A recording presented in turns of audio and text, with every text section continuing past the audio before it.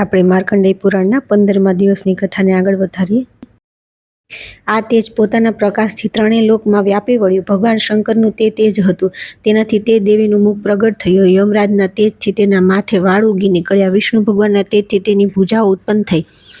ચંદ્રમાના તેજથી તેના બે સ્તનો અને ઇન્દ્રના તેજથી મધ્ય ભાગ કમરનો પ્રાદુર્ભાવ થયો. વરુણના તેજથી જંઘાઓ તથા પિંડીઓ અને પૃથ્વીના તેજથી નિતંબનો ભાગ પ્રગટ થયો.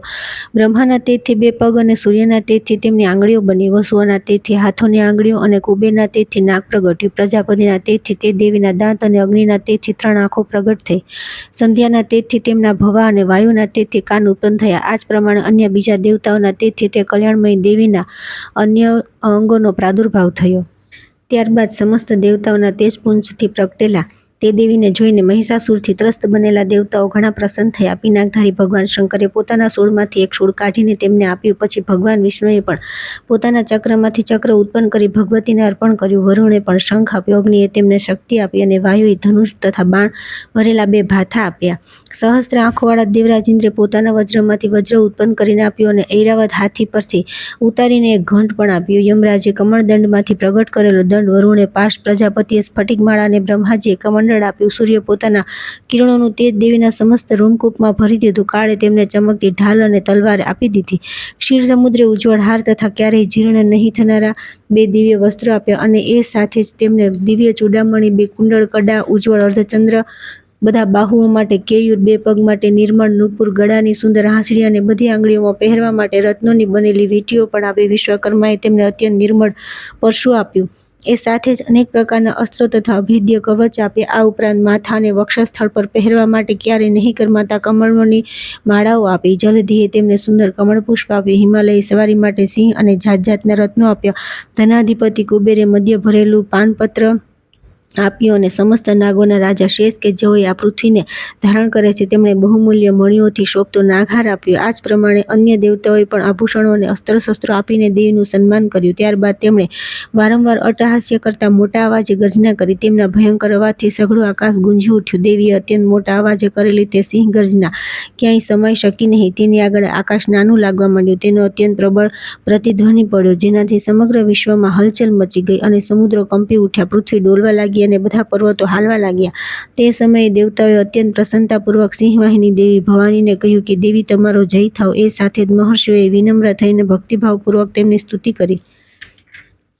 સમસ્ત 3 લોકોને ખળભળી ઉઠેલા જોઈને દૈત્યો પોતાની સમસ્ત સેનાને કવચ વગેરેથી સુસજ્જ કરીને હાથોમાં હથિયાર લઈને એકાએક ઊભા થઈ ગયા. તે સમયે મહિષાસુર અત્યંત ક્રોધિત થઈને બોલ્યો કે આ શું થઈ રહ્યું છે? પછી સમસ્ત અસુરોથી ઘેરાયેલ તે સિંહ ગર્જનાને લક્ષ્ય કરીને ધસ્યો અને આગળ જઈને પહોંચી તેણે તે દેવીને જોયા કે જેઓ પોતાના તેજથી 3 લોકને અજવાળી રહ્યા હતા. તેમના ચરણોમાં ભારથી પૃથ્વી દબાઈ જઈ રહી હતી. માથા પરના મુગટથી આકાશમાં તેજ રેખા અંકાઈ રહી હતી અને તેઓ પોતાના ધનુષ્ય ટંકરાવથી સાથે પાતાળોને ખડભડાવી રહ્યા હતા. તે દેવી પોતાની હજારો ભુજાઓથી સમસ્ત દિશાઓને ઢાંકી દેતા ઊભા હતા. ત્યારબાદ તેમની સાથે દૈત્યોએ યુદ્ધ આરંભી દીધું. અનેક પ્રકારના અસ્ત્રો શસ્ત્રોના પ્રહારોથી સઘળી દિશાઓ દેદીપ્યમાન થઈ રહી. ચિક્ષુર નામનો મહાન અસુર મહિષાસુરનો સેનાપતિ હતો. તે દેવી સાથે યુદ્ધ કરવા લાગ્યો. ચામર પણ અન્ય દૈત્યોની ચતુરંગી સેનાને સાથે લઈને યુદ્ધ કરી રહ્યો હતો. ઉદગ્ન નામના મહાદૈત્યે 60,000 રથારૂઢ અસુરો સાથે આવીને ધમસાણ મચાવ્યું. મહાહનુ નામનો દૈત્ય 1 કરોડ રથારૂઢ અસુરોના સાથમાં યુદ્ધ કરવા લાગ્યો. જેના રૂવાડા તલવાર જેવા તીક્ષ્ણ હતા. તે અસિલોમા નામનો મહાદૈત્ય 5 કરોડ રથારૂઢ સૈનિકો સહિત યુદ્ધમાં જોડાયો. 60 લાખ રથારૂઢ અસુરોથી ઘેરાયેલો બાષ્કલ નામનો દૈત્ય પણ તે યુદ્ધભૂમિમાં લડવા લાગ્યો. પારિવારિક નામનો દૈત્ય હાથી સવારો અને ઘોડેસવારોની અનેક ટુકડીઓ તેમજ 1 કરોડ રથારૂઢ અસુરોની સેના સાથે લઈને યુદ્ધ કરવા લાગ્યો. 5 અરબ રથારૂઢ અસુરોથી ઘેરાયેલો બિડાલ નામનો દૈત્ય યુદ્ધ કરવા લાગ્યો. આ સિવાય બીજા પણ હજારો મહાદૈત્યો રથો, હાથીઓ અને ઘોડાઓ વાળી સેનાને સાથે લઈને ત્યાં દેવી સામે યુદ્ધ કરવા લાગ્યા. મહિષાસુર પોતે તે યુદ્ધભૂમિ પર કોટી કોટી હજારો રથો, હાથીઓ અને ઘોડાઓ વાળી સેનાઓથી ઘેરાયેલો ઊભો હતો.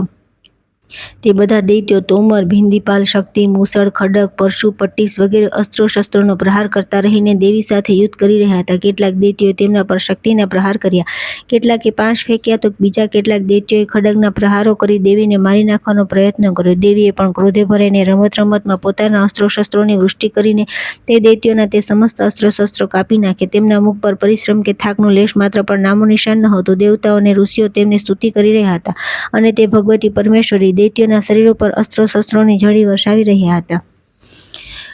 દેવીનું વાહન સિંહ પણ ક્રોધે ભરાઈને પોતાના કેશવાળી ઝુલાવતો અસુરોની સેના વચ્ચે આવી રીતે વિચારતો હતો કે જાણે જંગલોમાં દાવાનળ ફેલાઈ રહ્યો હોય. યુદ્ધભૂમિમાં દૈત્યો સાથે યુદ્ધ કરતા દેવિકા અંબિકાએ જેટલા નિશ્વાસ છોડ્યા તે બધા તત્કાળ સેંકડો હજારો ગણ રૂપે પ્રગટ થઈ ગયા અને પરશુ, ભિંદીપાલ, ખડગ, પટ્ટીસ વગેરે આયુધો વડે અસુરોનો સામનો કરવા લાગ્યા. દેવીની શક્તિથી વૃદ્ધિ પામેલા તે ગણો અસુરોનો નાશ કરતા કરતા નગારા, શંખ વગેરે વાદ્યો વગાડવા લાગ્યા. તે સંગ્રામરૂપી મહોત્સવમાં કેટલાય ગણો મૃદંગ વગાડી રહ્યા હતા. ત્યારબાદ દેવીએ ત્રિશૂલ, ગદા અને શક્તિની વર્ષા કરીને ખડગ વગેરે આયુધોથી સેંકડો મહાદૈત્યોનો સંહાર કરી નાખ્યો. કેટલાકને ભયંકર ઘંટનાદથી મૂર્છિત કરીને મારી નાખ્યા. ઘણા બધા દૈત્યોને પાસથી બાંધીને ધરતી પર ઘસેડ્યા. કેટલાય દૈત્યો તેમની તીક્ષ્ણ તલવારના પ્રહારથી બબે ટુકડા થઈ ગયા. કેટલાય ગદા પ્રહારથી ઘાયલ થઈને ધરતી પર સૂઈ ગયા. કેટલાય મૂસળના પ્રહારથી અત્યંત ઘાયલ થઈને લોહી ઓકવા લાગ્યા. કેટલાક દૈત્યો શૂળથી છાતી ફાટી જવાના કારણે ધરતી પર ઢગલો થઈ પડ્યા. તે રણભૂમિમાં બાણોના સમૂહની વર્ષાથી કેટલાય અસુરોની કમરો તૂટી ગઈ. બાજ પક્ષીની જેમ ઝપટ મારનારા દેવોને ત્રાસ આપતા દૈત્યો પોતાના પ્રાણ છોડવા લાગ્યા. કેટલાયના હાથ છિન્નભિન્ન થઈ ગયા. કેટલાયની ગરદનો કપાઈ ગઈ. કેટલાય દૈત્યોના માથા કપાઈને પડવા લાગ્યા. કેટલાય અસુરોના શરીર મધ્યભાગે ચીરાઈ ગયા.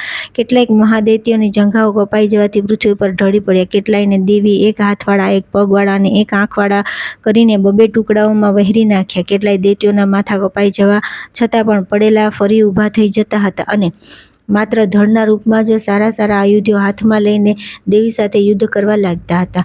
બીજા ધડો માથા વિનાના શરીરો યુદ્ધ વાદ્યોમાં લયમાં નાચતા હતા. કેટલાય માથા વગરના ધડ હાથોમાં ખડગ, શક્તિ અને વૃષ્ટિ લીધેલા દોડતા હતા. અન્ય બીજા મહાદૈત્યો થોભો ઊભા રહો કહેતા દેવીને યુદ્ધ માટે પડકારતા હતા. જ્યાં આ ભયંકર યુદ્ધ થઈ રહ્યું હતું ત્યાંની ધરતી દેવીએ નષ્ટ કરેલા રથો, હાથીઓ, ઘોડા તેમજ અસુરોની લાશોથી એવી પથરાઈ ગઈ કે ત્યાં ચાલવું ફરવું અસંભવી બની ગયું હતું. દૈત્યોની સેનામાં હાથીઓ, ઘોડાઓ અને અસુરોના શરીરમાંથી એટલા વધુ પ્રમાણમાં રક્તપાત થતા હતા કે થોડી જ વારમાં ત્યાં લોહીની મોટી મોટી નદીઓ વહેવા લાગી. જગદંબાએ અસુરોની વિશાળ સેનાનો ક્ષણભરમાં નાશ કરી દીધો. બરાબર એવી જ રીતે કે જેમ ઘાસ અને લાકડાના મોટા ઢગલાને આગ થોડી ક્ષણોમાં ભસ્મ કરી દે છે અને તે સિંહ પણ પોતાની કેસવાળી ઝુલાવીને જોર જોરથી ગર્જના કરતો રહીને દૈત્યોના શરીરમાં જાણે તેમના પ્રાણ વીણતો રહેતો હતો, ત્યાં દેવીના ગણોએ પણ તે મહાદૈત્યની સાથે એવું યુદ્ધ કર્યું કે જેનાથી આકાશમાં ઉભેલા દેવતાઓ તેમના પર ઘણા સંતુષ્ટ થયા અને પુષ્પવૃષ્ટિ કરવા લાગ્યા. ત્યાર પછી ત્રીજો અધ્યાય, સેનાપતિઓ સહિત મહિષાસુરનો વધ. જગદંબાના શ્રીઅંગોની કાંતિ ઉદયકાળના હજારો સૂર્ય સમાન છે. તેઓ લાલ રંગની રેશમી સાડી પહેરેલા છે. તેમના ગળામાં મુંડમાળા શોભી રહી છે. બંને સ્તનો પર લાલ ચંદનનો લેપ લગાડેલો છે. તેઓ પોતાના કરકમળોમાં જપમાલિકા, વિદ્યા અને અભય તથા વરદાન નામની મુદ્રાઓ ધારણ કરી રહેલા છે. 3 નેત્રોથી સુશોભિત વદન કમળ ઘણું શોભી રહ્યું છે. મસ્તક પર ચંદ્રમા અને સાથે જ રત્નમય મુગટ બાંધેલો છે. તેઓ કમળના આસન પર બિરાજમાન છે. આવા દેવીને હું ભક્તિપૂર્વક વંદન કરું છું. ઋષિ કહે છે કે દૈત્યોની સેનાને આ પ્રમાણે નસભ્રષ્ટ થતી જોઈને મહાદૈત્ય સેનાપતિ ચિક્ષુર ક્રોધે ભરાઈને અંબિકા દેવી સાથે યુદ્ધ કરવા માટે આગળ વધ્યા. તે અસુર રણભૂમિમાં દેવી પર આવી રીતે બાણવૃષ્ટિ કરવા લાગ્યા કે જેમ વાદળા મેરુ પર્વત પર જળધારાઓ વરસાવે છે. ત્યારે દેવીએ પોતાના બાણોથી તેના બાણ સમૂહને અનાયાસે જ કાપી નાખીને તેના ઘોડાઓ અને સારથીને પણ મારી નાખ્યા. એ સાથે તેના ધનુષને તથા અત્યંત ઊંચી ધજાને પણ તત્કાળ કાપી નાખી હેઠા નાખ્યા.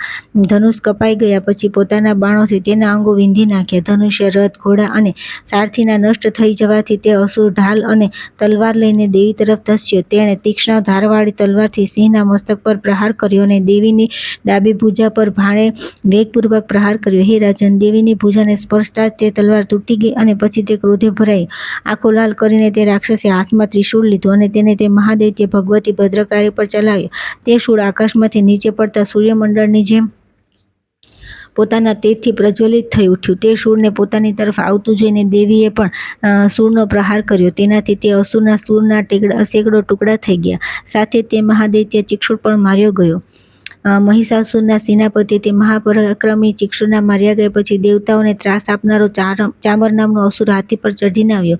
તેણે દેવી પર શક્તિનો પ્રહાર કર્યો, પરંતુ જગદંબાએ પોતાના હુંકારથી તેને ઘાયલ અને તેજહીન કરી દઈને તત્કાળ ધરતી પર ઢાળી દીધો. શક્તિને તૂટી પડી ગયેલી જોઈને ચામરને ઘણો ક્રોધ થયો. હવે તેણે શૂળ ચલાવ્યું, પરંતુ દેવીએ તેને પણ પોતાના બાણોથી કાપી નાખ્યો. એ દરમિયાન દેવીનો સિંહ ઉછાળીને હાથીના માથા પર ચઢી બેઠો અને ખૂબ જોર લગાવીને તે દૈત્ય સાથે બાહુયુદ્ધ કરવા લાગ્યો. તે બંને લડતા લડતા હાથી ઉપરથી નીચે જમીન પર આવી ગયા અને અત્યંત ક્રોધે ભરાઈને એકબીજા પર ભયંકર પ્રહારો કરતા કરતા લડવા લાગ્યા. ત્યારબાદ સિંહ ભારે વેગથી આકાશ તરફ ઉછળ્યો અને ત્યાંથી નીચે પડતી વખતે તેણે પોતાના પંજાઓના પ્રહારથી ચામરનું માથું ધડથી અલગ કરી દીધું. આ જ પ્રમાણે દૈત્ય ઉદગ્ન પણ શિલાઓ, વૃક્ષો વગેરેનો માર ખાઈને યુદ્ધભૂમિમાં દેવીના હાથે માર્યો ગયો તથા દૈત્ય કરાલ પણ દાંત, મુકા અને થપટોના પ્રહારોથી ભોંય ભેગો થઈ ગયો. ક્રોધે ભરાયેલા દેવીએ ગદાના પ્રહારથી દૈત્ય ઉદ્ધતના પણ ચૂરેચૂરા કરી નાખ્યા.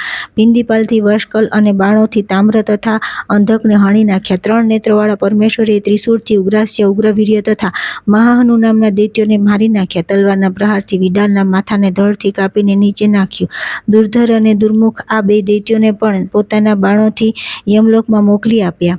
આ પ્રમાણે પોતાની સેનાનો સંહાર થતો જોઈને મહિષાસુરે પાડાનું રૂપ ધારણ કરીને દેવીના ગણોને ત્રાસ આપવાનું શરૂ કર્યું. કેટલાકના માથાથી પ્રહાર કરીને, કેટલાક ઉપર ખરીઓના પ્રહાર કરીને, કોઈને પૂંછડાથી મારીને, કેટલાકને શિંગડાથી ચીરી નાખીને, કેટલાક ગણોને વેગથી, કેટલાકને સિંહ ગર્જનાથી, કેટલાકને ઘુમાવીને તો કેટલાકને નિશ્વાસના ફૂફાડાથી ધરતી પર ઢાળી દીધા. આ પ્રમાણે ગણોની સેનાનો ઢાળી દઈને તે અસુર મહાદેવીના સિંહને મારી નાખવા ધસ્યો. આને લીધે જગદંબાને ઘણો ક્રોધ થયો. આ તરફ મહાપરાક્રમી મહિષાસુર પણ ક્રોધે ભરાઈને પોતાની ખરીઓથી જમીન ખોદવા લાગ્યો અને પોતાના શિંગડાથી ઊંચા ઊંચા પર્વતોને ઊંચકીને ફેંકવા માંડ્યો અને બરાડવા લાગ્યો. તે વેગપૂર્વક આંટા મારી રહ્યો હતો. તેના કારણે પૃથ્વી વિક્ષુબ્ધ થઈને ફાટવા લાગી. તેના પૂંછડાથી ટકરાઈને સમુદ્ર ચારે બાજુથી પૃથ્વીને ડૂબાડવા લાગ્યો. ફંગોળતા શિંગડાઓના પ્રહારથી ચીરાઈને વાદળોના ટુકડે ટુકડા થઈ ગયા. તેના શ્વાસના પ્રચંડ વાયુના વેગથી ઉડેલા સેંકડો પર્વતો આકાશમાંથી પડવા લાગ્યા. આ પ્રમાણે ક્રોધે ભરાયેલા તે મહાદૈત્યને પોતાના તરફ આવતો જોઈને દેવી ચંડિકાએ તેનો વધ કરવા માટે ભયંકર ક્રોધ કર્યો.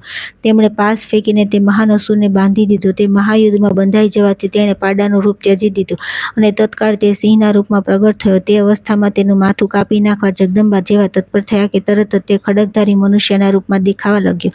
ત્યારે દેવીએ તરત જ બાણોનો વરસાદ વરસાવીને ઢાલ અને ખડગ સહિત તે મનુષ્યને પણ વીંધી નાખ્યો. એટલામાં તે મહાન ગજરાજના રૂપમાં ફેરવાઈ ગયો તથા પોતાની સૂંઢથી દેવીના મહાન સિંહને ખેંચવા લાગ્યો અને ગરજવા લાગ્યો. ખેંચતી વખતે તેની સૂંઢ દેવીએ ખડગથી કાપી નાખી. ત્યારે તે મહાદૈત્યે ફરીથી પાડાનું શરીર ધારણ કરી લીધું અને પહેલાની જેમ જ ચરાચર પ્રાણીઓ, પદાર્થો સહિત 3 લોકોને સંક્ષુબ્ધ કરવા લાગ્યો. ત્યારે ક્રોધે ભરેલા જગતજનની વારંવાર ઉત્તમ મધુપાન કરતા આંખો લાલ કરીને હાસ્યા કરવા લાગ્યા. આ તરફ બળ અને પરાક્રમના મદથી છકી ગયેલો તે દૈત્ય ગરજવા લાગ્યો અને પોતાના શિંગડા વડે ચંડિકા ઉપર પર્વત ફેંકવા લાગ્યો. તે સમયે દેવી તેના વડે ફેંકાયેલા તે પર્વતોને પોતાના બાણોના સમૂહથી ચૂરેચૂરા કરી નાખતા બોલ્યા કે તે વખતે તેમનો મુખ મધુના મદથી લાલ થઈ રહ્યો હતો અને તેઓ લથડાતી વાણીમાં બોલ્યા. દેવી બોલ્યા કે અરે મૂર્ખ, જ્યાં સુધી હું મધુપાન કરી લઉં ત્યાં સુધી તું ક્ષણવાર માટે ખૂબ ગરજી લે. મારા હાથે અહીં તારું મોત થઈ જતા હવે સત્વરે દેવતાઓ પણ ગરજવા લાગશે.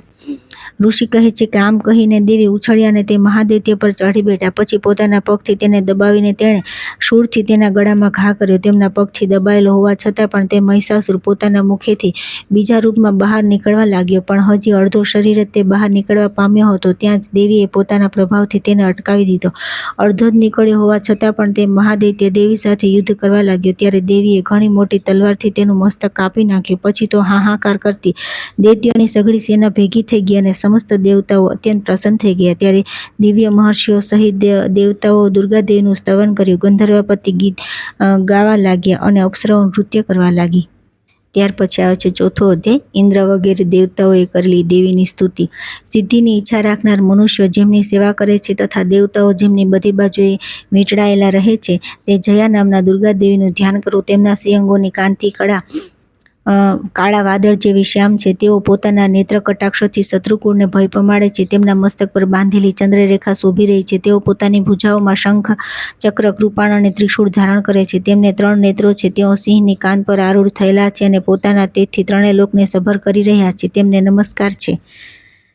ઋષિ કહે છે કે અત્યંત પરાક્રમી દુરાત્મા મહિષાસુર તથા તેની દૈત્ય સેના દેવીના હાથે હણાઈ ગઈ. પછી ઇન્દ્ર વગેરે દેવતાઓ પ્રણામ કરવા માટે ગરદન તથા ખભા ઝુકાવીને તે ભગવતી દુર્ગાની ઉત્તમ વચનો વડે સ્તુતિ કરવા લાગ્યા. તે સમયે તેમના સુંદર અંગોમાં અત્યંત હર્ષના કારણે રોમાંચ થઈ આવ્યો હતો. દેવતા બોલ્યા કે સમસ્ત દેવતાઓની શક્તિનો સમુદાય એ જ જેમનું સ્વરૂપ છે તથા જે દેવીએ પોતાની શક્તિથી સમસ્ત જગતને વ્યાપ્ત કરી રાખેલું છે તે સમસ્ત દેવતાઓના તથા મહર્ષિઓના પૂજનીય તે જગદંબાને અમે ભક્તિપૂર્વક નમસ્કાર કરીએ છીએ. તેઓ અમારું કલ્યાણ કરે. જેમના અનુપમ પ્રભાવ અને બળનું વર્ણન કરવાને ભગવાન શેષનાગજી, બ્રહ્માજી તથા મહાદેવજી પણ સમર્થ નથી. તે ભગવતી ચંડિકા સમસ્ત જગતનું પાલન કરવાનું તેમજ અશુભ ભયનો નાશ કરવાનું વિચારે. જેઓ પુણ્યાત્માઓના ઘરોમાં પોતે જ લક્ષ્મી રૂપે, પાપીઓને ત્યાં દરિદ્ર રૂપે, શુદ્ધ અંતઃકરણવાળા મનુષ્યોના હૃદયમાં બુદ્ધિ રૂપે, સત્પુરુષોમાં શ્રદ્ધા રૂપે તથા ઉમદા કુળમાં જન્મેલા મનુષ્યોમાં લજ્જા રૂપે નિવાસ કરે છે તેવા તમને હે દેવી અમે નમસ્કાર કરીએ છીએ. હે ભગવતી દુર્ગા, તમે સમસ્ત વિશ્વનું પાલન કરો. હે દેવી, તમારા આ અચિંત્ય રૂપનો, અસુરોનો નાશ કરનારા તમારા મહાન પરાક્રમનો અને સમસ્ત દેવતાઓ તથા દૈત્યો સમક્ષ યુદ્ધમાં પ્રગટાવેલા તમારા અદ્ભુત ચરિત્રનું વર્ણન અમે કેવી રીતે કરીએ? તમે સમસ્ત વિશ્વની ઉત્પત્તિમાં કારણ છો. તમારામાં સત્વગુણ, રજોગુણ અને તમોગુણ આ 3 ગુણ વિદ્યમાન છે. તો પણ દોષો સાથે તમારો સંસર્ગ જણાતો નથી. ભગવાન વિષ્ણુ, મહાદેવજી વગેરે દેવતાઓ પણ તમારો પાર પામી શકતા નથી. તમે સૌના આશ્રય છો. આ સમસ્ત જગત તમારા અંશભૂત છે, કારણ કે તમે સૌની આદિભૂત અવ્યાકૃત પરાકૃતિ છો. હે દેવી, સમસ્ત યજ્ઞોમાં જેના ઉચ્ચારણથી બધા દેવતાઓ તૃપ્તિ સંપન્ન કરે છે, સ્વાહા તમે છો. ઉપરાંત તમે પિતૃઓની પણ તૃપ્તિનું કારણ છો. તેથી તમે સૌ સ્વધા પણ કહે છે. હે દેવી, જેઓ મોક્ષ પ્રાપ્તિનું સાધન છે, અચિંત્ય મહાવ્રત સ્વરૂપા છે, તેમજ જેમનો અભ્યાસ સમસ્ત દોષથી રહિત જીતેન્દ્રિય તત્વને સાર વસ્તુ માનનાર તથા મોક્ષની અભિલાષા રાખનાર મુનિઓ કરે છે, તે ભગવતી પરાવિદ્યા તમે જ છો. તમે શબ્દ સ્વરૂપા છો અને અત્યંત પવિત્ર ઋગ્વેદનો, યજુર્વેદનો તથા ઉદ્ગીતના મનોહર પદોના પાઠવાળા સામવેદનો પણ આધાર તમે જ છો. તમે દેવી ત્રયી અને ભગવતી 6 ઐશ્વર્યોથી યુક્ત છો. આ જગતની ઉત્પત્તિ અને તેના પાલન માટે તમે જ વાર્તા, કૃષિ અને આજીવિકા રૂપે પ્રગટ થયેલા છો. તમે સમસ્ત જગતની ઘોર પીડાનો નાશ કરનારા છો. હે દેવી, જેના થકી સઘળા શાસ્ત્રોનું સરનું જ્ઞાન થાય છે તે મેઘા તમે જ છો. દુર્ગમ દુસ્તર ભવસાગરમાંથી પાર ઉતારનારી નૌકારૂપ દુર્ગા પણ તમે જ છો. તમારી કશામાંય આસક્તિ નથી. કેટબના શત્રુ ભગવાન વિષ્ણુના વક્ષસ્થળમાં નિવાસ કરનારા ભગવતી લક્ષ્મી અને ભગવાન ચંદ્રશેખર વડે સન્માનિત દેવી ગૌરી પણ તમે જ છો. તમારું મુખ મંદમન સ્મિતથી સુશોભિત છે, નિર્મળ છે, પૂર્ણ ચંદ્રબિંબનું અનુકરણ કરનારું અને સુવર્ણની મનોહર કાંતિ કરતાંય સુંદર કાંતિવાળું છે. તેમ છતાં તેને જોઈને મહિષાસુરને ક્રોધ ઉપજ્યો અને એકાએક જ તેણે તમારા પર પ્રહાર કર્યો. આ ભારે નવાઈની વાત છે. હે દેવી, તે જ મુખ જ્યારે ક્રોધયુક્ત થવાથી ઉદય વેળાના ચંદ્રમાની જેમ લાલ થયું અને ખેંચાયેલી ભમરોને કારણે વિકરાળ થઈ ઉઠ્યું, ત્યારે તેને જોઈને મહિષાસુરના પ્રાણ તરત નીકળી ગયા નહીં.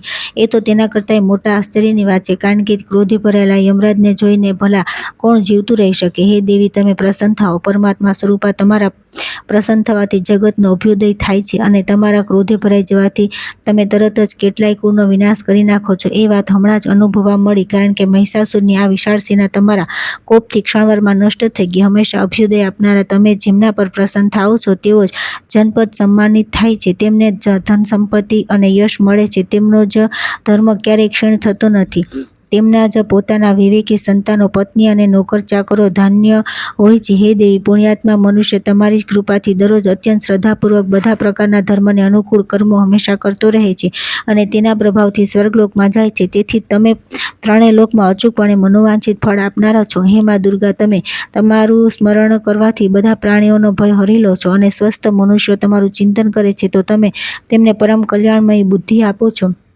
દુઃખ, દારિદ્ર્ય અને ભયને હરનારા હે દેવી, તમારા સિવાય અન્ય કોણ છે કે જેનું ચિત્ત સૌનો ઉપકાર કરવા માટે હંમેશા દયાર્દ રહ્યા કરતું હોય છે? હે દેવી, આ રાક્ષસોને મારવાથી સંસારને સુખ શાંતિ મળે તથા આ રાક્ષસો દીર્ઘકાળ સુધી નરકમાં રહેવા માટે ભલેને પાપ કરતા રહ્યા હોય, પણ આ સમયે યુદ્ધમાં મૃત્યુ પામીને સ્વર્ગલોકમાં જાય. અવશ્ય જ આવું વિચારીને તમે શત્રુઓનો વધ કરો છો. તમે શત્રુઓ પર શસ્ત્રોનો પ્રહાર શા માટે કરો છો અને સમસ્ત અસુરોને દ્રષ્ટિપાત માત્રથી જ શા માટે ભસ્મીભૂત કરી દેતા નથી? એમાં એક રહસ્ય છે. આ શત્રુઓ પણ મારા શાસ્ત્રોથી પવિત્ર થઈને ઉત્તમ લોકોમાં ભલે જાય. આવો તેમના પ્રત્યેનો તમારો વિચાર અત્યંત ઉત્તમ છે. તમારા ખડગના તેજ રાશિની ભયંકર પ્રભાથી તથા તમારા ત્રિશૂળના અગ્રભાગના સઘન તેજથી અંજાઈ જઈને અસુરોની આંખો ફૂટી ગઈ નથી. એમાં કારણ એ જ હતું કે જ્યારે તેઓ મનોહર કિરણોવાળા ચંદ્રમાની જેમ આનંદ આપનારા તમારા આ સુંદર મુખનું દર્શન કરી રહ્યા હતા. હે દેવી, તમારું શીલ દુરાચાર્યોના હીન આચરણોનું શમન કરનારું છે. સાથે જ તમારું આ રૂપ એવું છે કે જે અચિંતનીય છે અને ક્યારેય બીજાઓની સાથે તુલના પણ થઈ શકતી નથી. તથા તમારું બળ અને પરાક્રમ તો તે દૈત્યોનો પણ નાશ કરનારું છે કે જેઓ ક્યારેક તો દેવતાઓના પરાક્રમનો પણ નાશ કરી ચૂક્યા હતા. આ પ્રમાણે તમે પોતાના શત્રુઓ પર પણ પોતાની દયા પ્રગટ કરી છે. હે વરદાયિની દેવી, તમારા આ પરાક્રમની તુલના કોની સાથે થઈ શકે? તથા શત્રુઓને ભય પમાડનારું તેમજ અત્યંત મનોહર એવું આ રૂપ તમારા સિવાય અન્યત્ર છે પણ ક્યાં? હૃદયમાં દયા અને યુદ્ધમાં નિષ્ઠુરતા આ બંને વાના ત્રણેય લોકમાં કેવળ તમારામાં જ જોવા મળે છે. હેમાં તમે શત્રુઓનો નાશ કરીને આ સમસ્ત ત્રણેય લોકનું રક્ષણ કર્યું છે. આ શત્રુઓને પણ યુદ્ધભૂમિમાં હણીને સ્વર્ગલોકમાં પહોંચાડી દીધા છે તથા ઉન્મત્ત થયેલા દૈત્યો તરફથી પ્રાપ્ત થતા અમારા ભયને પણ દૂર કરી દીધા છે. તમને અમારા નમસ્કાર છે. હે દેવી, તમે શૂળ વડે અમારું રક્ષણ કરો. હે અંબિકા, તમે ખડગ વડે પણ અમારું રક્ષણ કરો. ઘંટનાદ અને ધનુષ્ય ટંકરાવથી પણ અમારું રક્ષણ કરો. હે ચંડિકા, પૂર્વ, પશ્ચિમ અને દક્ષિણ દિશામાં તમે અમારું રક્ષણ કરો અને ઈશ્વરી પોતાનું ત્રિશૂળ ગુમાવીને તમે ઉત્તર દિશામાં પણ અમારું રક્ષણ કરો. ત્રણેય લોકમાં તમારા પરમ સુંદર તેજ અત્યંત ભયંકર એવા જે રૂપો વિચરતા રહે છે તેમના થકી પણ તમે અમારું અને આ પૃથ્વીનું રક્ષણ કરો. હે અંબિકા, તમારા કરપલ્લવોમાં શોભતા ખડગ, શૂળ, ગદા વગેરે જે અસ્ત્ર શસ્ત્રો છે તે બધા થકી તમે બધી બાજુએથી અમારું રક્ષણ કરો. ઋષિ કહે છે કે આ પ્રમાણે દેવતાઓએ જ્યારે જ્યારે જગતજનની દુર્ગાની સ્તુતિ કરી અને નંદનવનના દિવ્ય પુષ્પો તેમજ ગંધ, ચંદન વગેરે વડે તેમનું પૂજન કર્યું તથા એ પછી બધાએ મળીને જ્યારે ભક્તિપૂર્વક દિવ્ય સુગંધ સમર્પિત કરી ત્યારે દેવી પ્રસન્ન વદન થયા અને પ્રણામ કરી રહેલા તે બધા દેવતાઓને તેમણે કહ્યું. દેવી બોલ્યા કે હે દેવતાઓ, તમે બધા મારી પાસેથી જે વસ્તુ મેળવવાની ઈચ્છા રાખતા હોય તે માગો.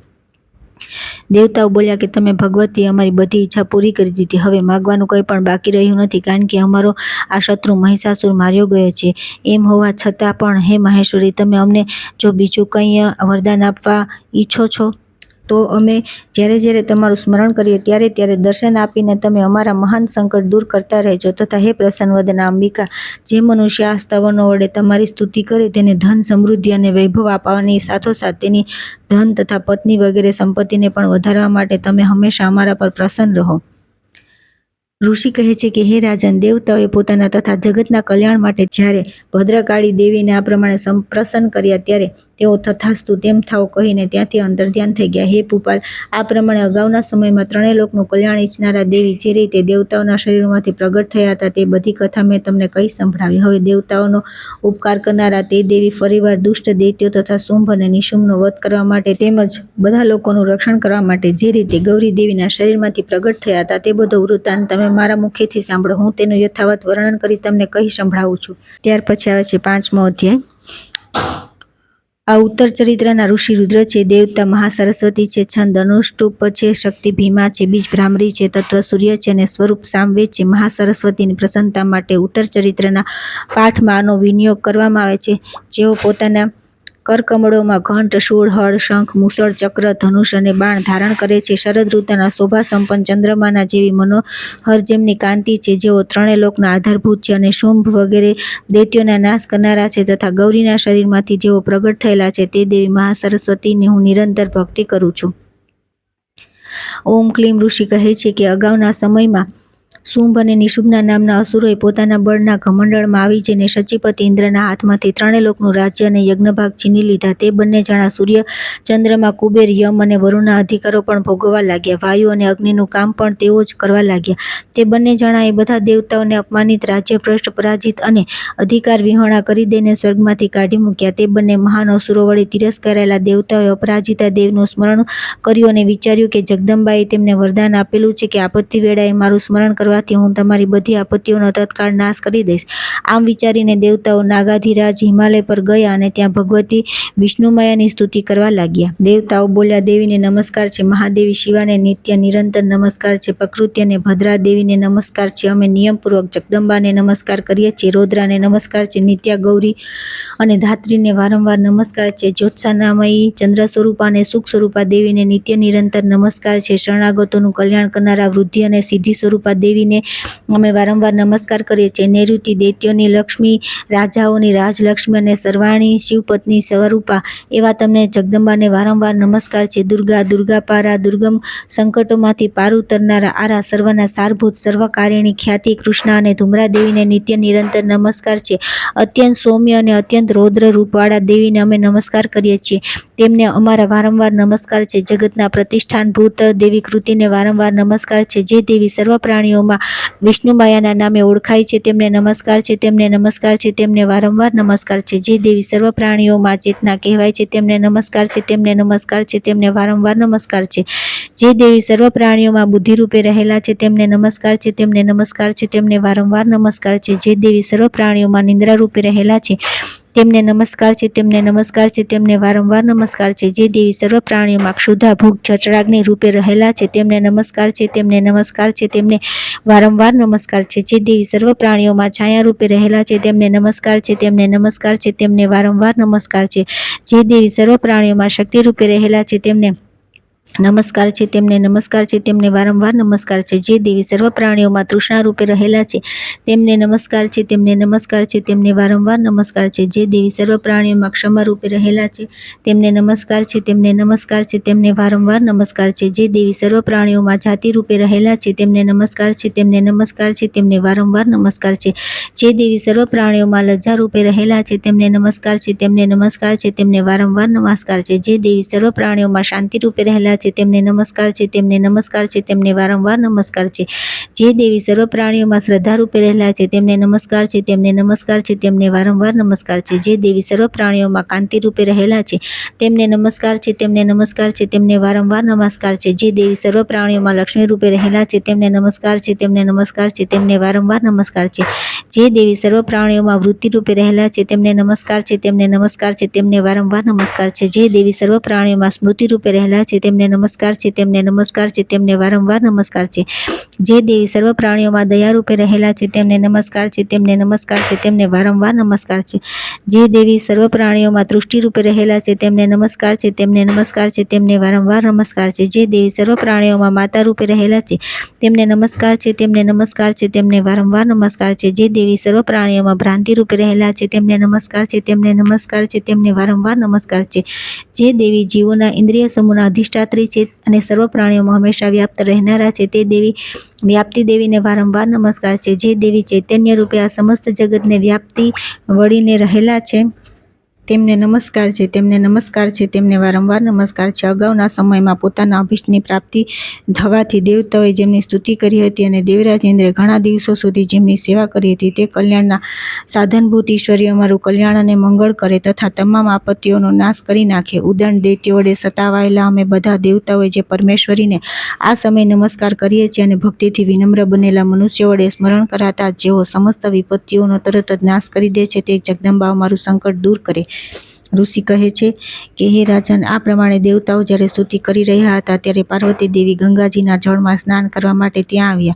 સુંદર ભવાવાળા તે ભગવતીએ દેવતાઓને પૂછ્યું કે તમે બધા અહીં કોની સ્તુતિ કરો છો? ત્યારે તેમના શરીરમાંથી પ્રગટેલા દેવી શિવા બોલ્યા કે શુંભ નામના દૈત્ય વડે તિરસ્કૃત અને યુદ્ધમાં નિશુમ્બના હાથે પરાજિત થઈને અહીં એકઠા થયેલા સઘળા દેવતાઓ મારી સ્તુતિ કરી રહ્યા છે. પાર્વતી, જેના શરીર કોષમાંથી દેવી અંબિકાનો પ્રાદુર્ભાવ થયો હતો તેથી સમસ્ત લોકોમાં કૌશિકી કહેવાય છે.